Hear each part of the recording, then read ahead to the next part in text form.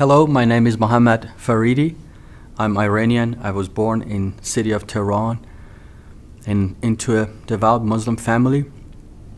In 1984, when I was born, the country of Iran and Iraq was in war.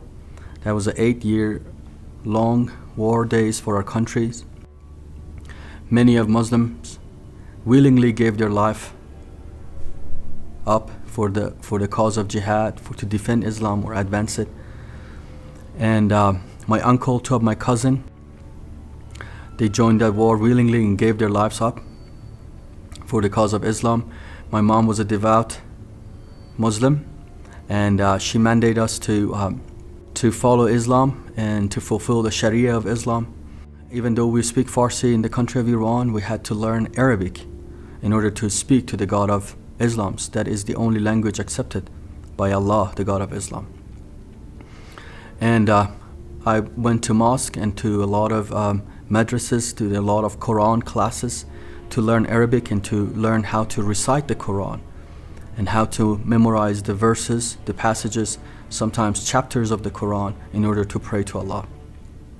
They told us a good Muslim, if he recites and memorizes the Quran, he would not burn in hell, because your brain, your body will have the eternal word of Allah in it, so it would not be burned in hell. So that's what I did. So I started memorizing a lot of the chapters. One day I was praying to Allah, and at the time of my prayer, when I was 7 and 8 years old, and I was praying in Arabic and reciting those prayers, but I did not understand what I was saying. So I went to my mom and asked her, "Mom, is this God, the God of Islam, would not speak Farsi? Does he understand Farsi? Can I speak to him in Farsi?" My mom said, you do not want to be tormented by Allah. You do not be tortured by Allah. A good Muslim only surrenders, only submits. So I went and from that moment on, I did not ask any more questions. I just put my blinder on and just followed Islam. And I washed myself every day, prayed 5 times a day before dawn till after dusk. I prayed 5 times a day to Allah and recite those prayers that I did not understand what I was saying, but out of fear, I just prayed and prayed. During the month of Ramadan, I fasted 30 days. You do not eat or drink during the whole day. That's again before dawn till after dusk. Sometimes during the summertime, it's about 14 hours long. It was hard, but we did it because as a Muslim, we do not know what is going to happen to us at the day of judgment. Allah will hold a scale, and in that scale, He put the good deeds on the right hand, the bad deeds on the left hand. And I tried with this rituals, I tried to score good deeds so that I have more good deeds, but I never knew how much of this would be enough. And as Shia Muslim, we mourn ritually in anniversary of the death of our imams. The men get together in a room, they dim the light, someone recites a eulogy, provokes the crowd to beat themselves, weep and cry. That's how we're gaining points and how we self-punish ourselves, that maybe one of these imams intercede for us at the day of judgment. But we are not assured of this, but this is not a guarantee. So we beat ourselves on our chest. We beat so much ourselves in our chest that we bruise and we bled. We beat ourselves with chains on our back and with swords into our head.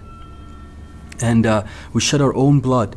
And this way of sanctification, this is the way of sacrificing ourselves and shedding our blood to score points in order that we may be granted the Jannah, the paradise of Islam at the end. But you don't know. One day I was in a shrine in the city of Mashhad, and I was praying, but my prayers weren't answered. I went to this Muslim scholar and I asked him, "Sir, how much more of this do I need? Why my prayers are not answered?" And he told me, "Son, you're not worthy enough. You need to do more."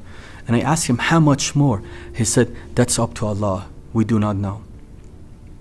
After I finished high school, I joined the Revolutionary Army of Iran.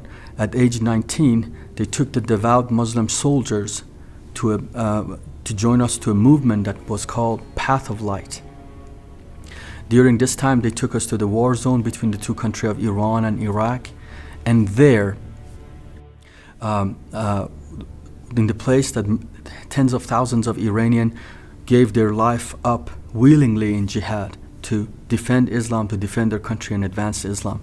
There I reunited my spirit with the spirit of martyrdom, and also to fight the fear of death, to fight the fear of dying for Allah. They put us in empty tombs and grave during night. It was pitch dark and it was very quiet, and it put us in those empty tombs for us to fight that fear.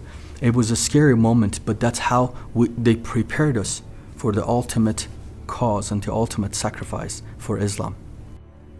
When I left the army, I had one dream, that I get the opportunity to fight for Islam and die in jihad.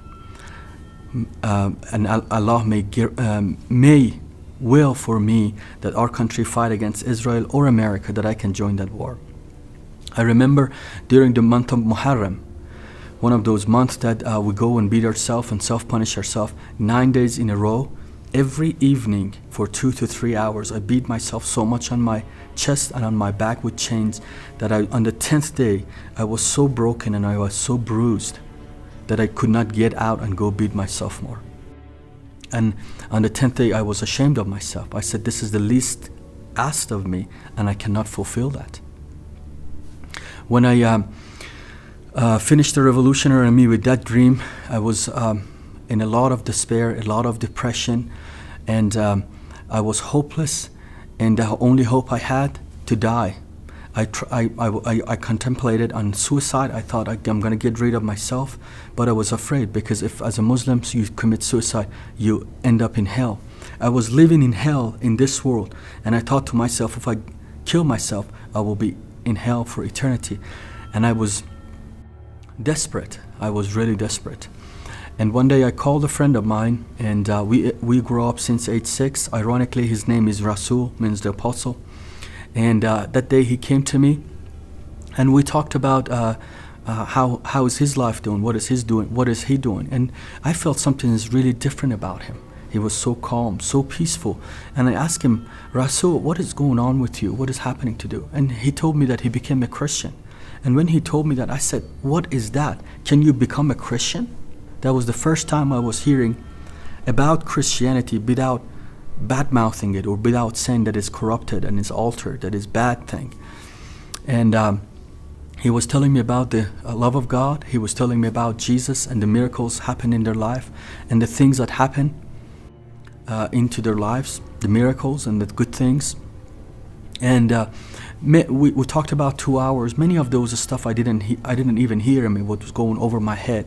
And we argued and we discussed, and I tried to counter his arguments and the things what he was telling me. The God I was talking to him about, it was an unknown God. I did not know what I was talking. I was just echoing what I learned from my parents, from my grandparents, and from what I learned in mosque, and I was echoing that. But the God that he was talking about, it was like a friend of him. He knew what he was talking about. After about 2 hours of conversation, he was kind of wore out and said, look, you asked, I told you. And this is the last thing I'm going to tell you. Jesus, he was beaten, he was bruised, he was crucified, he was his blood was shed, and he died for your sin that you have everlasting life. When he told me that sentence, he said, God so loved you that he has given his only begotten Son for you and for your sin, that you have everlasting love, that you have eternal life. When he told me that, every lie that Islam till that moment was telling me was exposed in front of my eyes. I was beating myself, I was bruising myself, I was cutting myself, I was shedding my own blood, and ultimately I was going to become the sacrifice for Islam. He told me it was all done in what Jesus has done for you. When he told me that, this message pierced my heart, and I fell down on my knees, and out of desperation, I asked him to pray for me. I said, I want that. I want that. And he prayed for me, and when I opened my eyes, everything in the world got a new color. Everything that was a shade of gray, everything was black. It got colors. I could see colors. I could smell. Something within me came alive. There was something in me that always bothered me. It was always restless. for the first time in my life, came to the peace, came to calm. And I told him what has happened. He said, Jesus has came to my life. I did not understand what he said and what is the meaning of that, but I was enjoying the moment, because for the first time as a Muslim, I felt peace in my life. As the conversation ended, but he told me he has to go. As I was walking home, I was thinking to myself, if Jesus has died for me, why nobody has told me? If somebody has done a great thing for you, why they kept it away? Why they are not telling me that? Probably there's something wrong, or this guy is telling me a lie. So I went on a journey of finding out about if this actually happened to me. So a couple weeks later, me and him, we went to visit a church. And as soon as I walked through the gates to go to the sanctuary, I had an encounter with the God of this universe. Something like a cloud came around me and gave me a hug. And within myself, 2 times I heard, "You're home, you're home." It was so tangible. I looked around myself. I said, what has happened to me? I could not feel my weight. I was so weightless. I was so peaceful.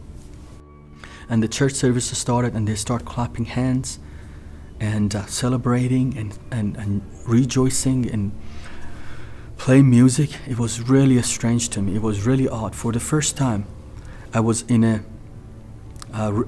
ceremony that the people did not mourn, weep and cry and beat themselves and cut themselves and bruise themselves. They were actually clapping hands and rejoicing. They were having a hope that it was missing in Islam, and that was the hope that they knew after they died what's going to happen to them. Where we Muslims, we did not know about that. We did not know what is going to happen to that. So we mourned and wept, and we were afraid of the future.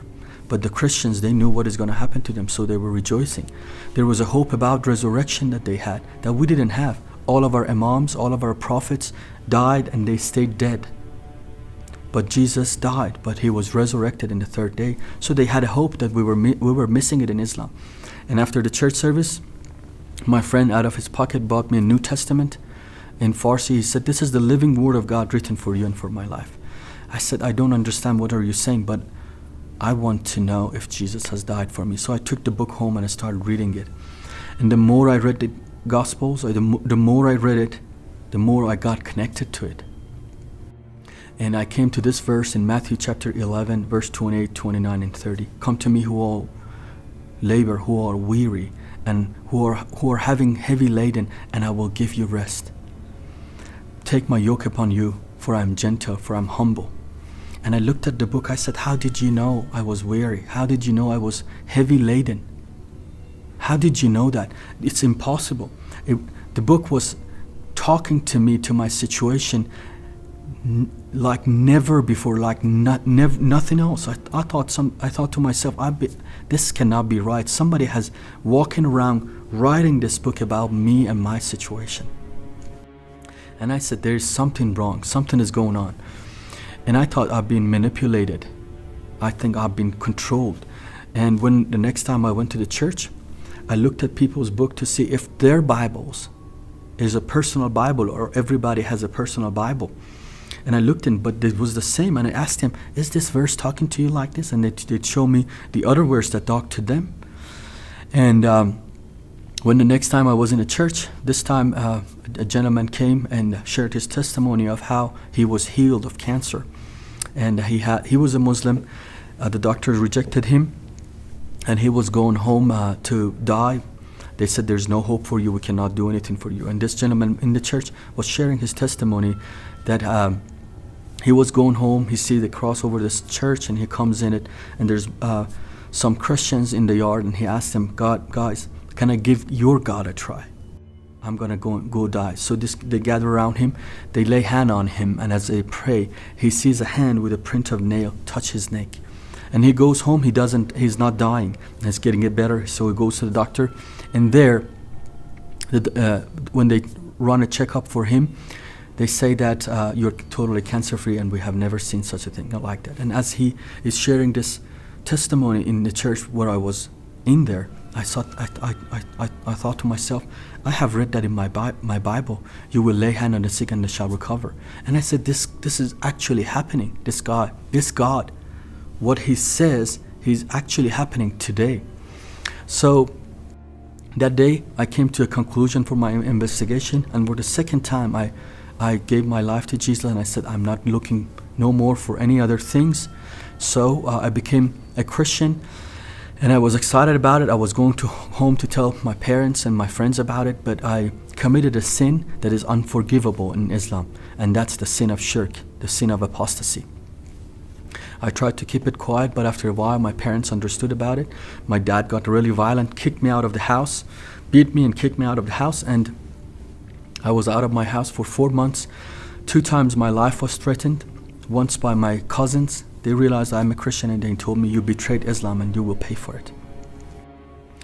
And I started working, when my dad cut the financial support, I started working for a taxi agency.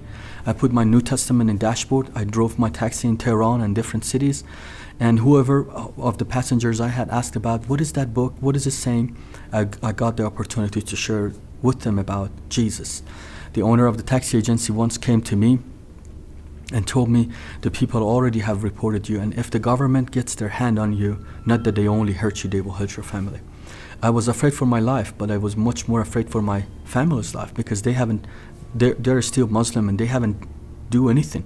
It was all on me. So I tried to, the taxi agency owner tried to protect me, so he fired me. And I thought to myself, I may need to go to a different city from Tehran. I may go to Isfahan, maybe to Shiraz. But this is in 2008 and 9. And the government at that time put the underground church to a national security. The government passed a law and said the Christians are stealing the Muslim soldiers out of the army of Islam, and we have to abolish the Christian and underground movement of church in Iran. So they put tremendous pressure under the church, onto the church and underground church, and many of the friends I had, many believers, they were arrested. They were going to jails. And when I called them, and maybe their parents or somebody answered the phone, they said, please don't come around here. We have enough problems on our own. So at that time, I decided to leave the country. So I left everything behind, my family, my friends, all of my belongings. I left them behind, took a duffel bag with a little amount of money. I bought a bus ticket from the country of Iran to Turkey. And I moved I left Iran, and I escaped Iran, and I made it to Turkey. I was in Istanbul, Turkey. I was looking for a smuggler to be smuggled from Turkey to Greece, and from Greece I would be making it to the Western Europe. But that would cost a lot more than what I had in my pocket. And when I start looking for job opportunities, they told me you cannot work on the visa you have here. And I asked them, what should I do? They told me, just go back to Iran. And I told the people, I cannot go back to my country. My life is in danger. And they told me, if you're truthful about what you're saying, there is an office here that they can help you with the situation you're in. So I filed with the Commissioner of Refugees of the United Nations, and after 3 years of interrogations, they finally accepted my case and sent me to America. I landed here in June of 2012. I came to America not for better opportunity, not for make a better life, just for safety and for freedom.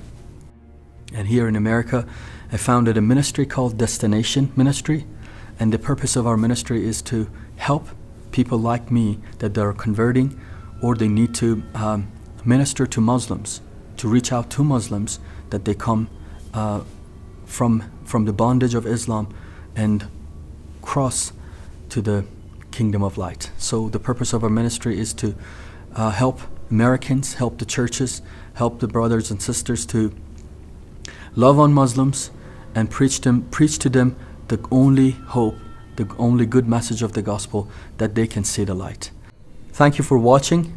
This was my life story. My name is Mohamad Faridi from Destination Ministries. God bless you.